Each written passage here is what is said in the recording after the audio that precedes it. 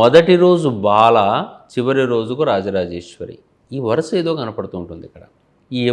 ఎవరిని ఆరాధన చేయాలి, ఎట్లా ఆరాధన చేయాలి అని చూస్తున్నప్పుడు అమ్మవారి అసలు పౌత్రమావాస్య నాడు చక్కగా అమ్మవారు గర్భస్థయి కొత్తగా పిల్లను కనబోతుంది అనిపించేటట్టుగా ఉంటుంది. ఆ ముందు రోజు నాడు పూర్తిగా ఆమె నిండు గర్భిణి, తెల్లవారి బాలను ప్రసవించింది అన్నట్టుగా కనపడుతూ ఉంటుంది.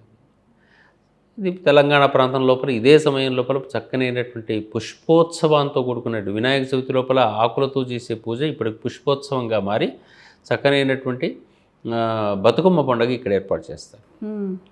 బతుకమ్మ పండుగ లోపల కూడా అరోమా థెరపీ లాగా పుష్పాల చుట్టూ తిరిగి ఆ మధ్య లోపల కూడా పెట్టేటటువంటిది అమ్మవారే. అక్కడ కూడా ఒక రకమైనటువంటి అమ్మవారే పసుపు రూపంలో పెట్టి గౌరమ్మని పెట్టి, అది కూడా ఒక రకమైన తాంత్రికమైన అమ్మవారి పేరే. అది కాకుండా బయటికి బతుకమ్మ అని పేరు పెడుతున్నారు.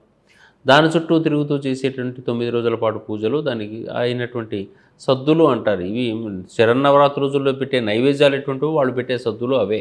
వాళ్ళకుండే ప్రాంతీయాల లోపల ఉండేటటువంటి ఆహార నియమాలు ఏవి ఉన్నాయో దాన్నే నైవేద్యాలుగా పెట్టే సంప్రదాయం సద్దులు అని. అది ఆపరంగా ఉన్నాయి. మనకు సూర్యోదయానికి సంబంధించి సూర్యునికి సంబంధించినటువంటి వేరు కిరణాలు మన భూమి మీద ప్రసరిస్తూనే ఉన్నాయి.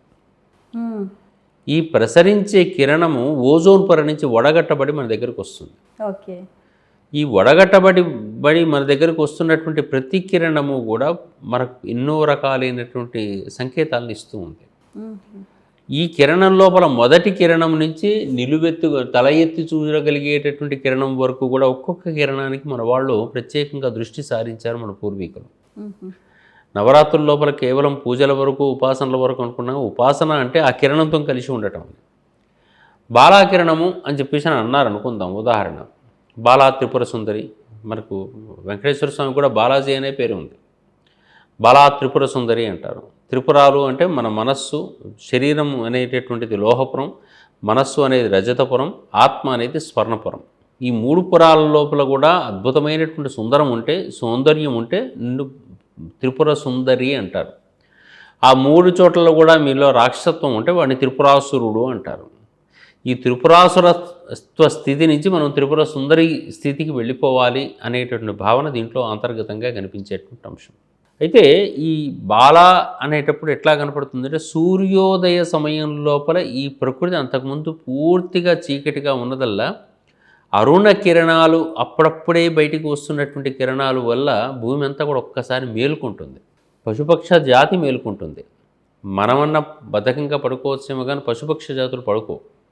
సూర్యోదయం అక్కడ అవుతుందనగానే ఇవి లేచి కూర్చుంటాయి, ఆహార సముపార్జనకు ఇంకేదో పనులకు వెళ్ళిపోతుంటాయి. అవి అటువంటి పనులు చేసేటటువంటి విధానం లోపల ఆ మొదటి కిరణం ఏదైతే ఉందో చల్లగా హాయిగా ఉంటుంది. చూడటానికి ఎర్రగా కనపడుతుంటుంది సూర్యుని కిరణం, బయటికి అరుణ కిరణాలు కనపడుతుంటాయి. అందుకే మీరు చక్కగా జాగ్రత్తగా చూడండి. బాలా త్రిపుర సుందరి ధ్యాన శ్లోకంలో మొదటి మాట అరుణ కిరణజాల ఈ హెంచిత అనుకుంటా, శాపకాశ అనుకుంటూ మొదలు పెడతాం. నిరుపమ గుణశీల నిత్య కళ్యాణశీల అనుకుంటూ మొదలు పెడతాం. అంటే ఆ అరుణ కిరణజాలములతో కూడుకున్నటువంటిది. అరుణం అంటే ఎరుపు. ఆ ఎరుపుతో కూడుకున్నటువంటి కిరణజాలాలు మరి అవి ఎట్లా ఉన్నాయి? పని బాగా దూసుకుపోయేటట్టుగా ఉన్నాయంటే లేదు, ప్రశాంతంగా ఉంటాయి. చిన్న పాప ఎర్రటి శరీరంలాగా ఉన్నాయి.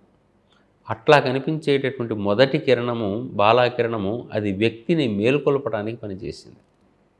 ఆ వ్యక్తి లోపల ఉండేటటువంటి జాడ్యాన్ని తగ్గించడానికి పనిచేసింది. మనస్సును ధైర్యం తీసుకొచ్చడానికి ప్రయత్నం చేసింది.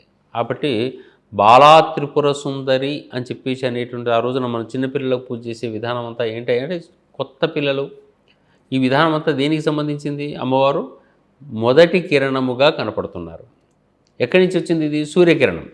ఆ కిరణం మరి బయట ఎట్లా ఉంది అంటే ఓజోన్ పర్వతాల భగ్గున మండుతుంది ఆ సమయం లోపల. కానీ మన దగ్గరికి వచ్చేసరికి ఎట్లా ఉంది? చల్లగా హాయిగా ఉంది, చిన్న పాపలాగా ఉంది. అందుకని Bala Tripura Sundari. For more videos like this, subscribe Big TV channel.